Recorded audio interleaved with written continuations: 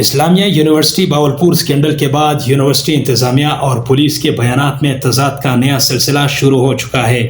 Bahawalpur police کے مطابق university کے اعلیٰ عہدیدار کے موبائل سے مختلف طالبات کی 400 سے زائد نازیبا ویڈیوز برآمد ہوئی ہے۔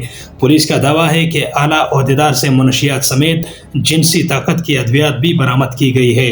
باولپور پولیس کے ترجمان عمر سلیم کے مطابق یونیورسٹی عہدیدار کے فون سے حاصل ہونے والی تمام ویڈیوز کو فورینسک کے لیے بھجوا دیا گیا ہے اور حتمی رپورٹ آنے کے بعد درج شدہ مقدمہ میں مزید دفعات شامل کی جائیں گی۔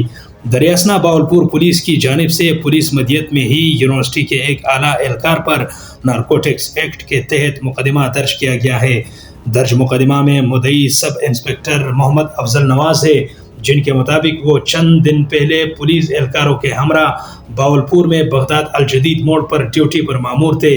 جب ایک سفید رنگ کی گاڑی کو پولیس نے روکنے کا اشارہ کیا تو گاڑی والے نے سڑک کی غلط جانب سے تیزی سے واپس مڑنے کی کوشش کی۔ دوسری طرف باولپور اسلامیہ یونیورسٹی کے قانونی مشیر فاروق بشیر ایڈوکیٹ نے پولیس کے الزامات کو یکسر مسترد کرتے ہوئے کہا کہ پولیس ابھی تک اپنے حراست میں موجود یونیورسٹی عہدیدار کے فون سے ایک بھی ویڈیو نہ دکھا سکی۔ فاروق بشیر ایڈوکیٹ نے مزید کہا کہ یہ تمام الزامات من گھڑت اور حقیقت پر مبنی نہیں ہے، لہٰذا یونیورسٹی کا میڈیا ٹرائل نہ کیا جائے۔ اس وقت یونیورسٹی میں طالب علموں کی تعداد 17,000 سے بھی تجاوز کر چکی ہے، جو کہ ایک ریکارڈ ہے۔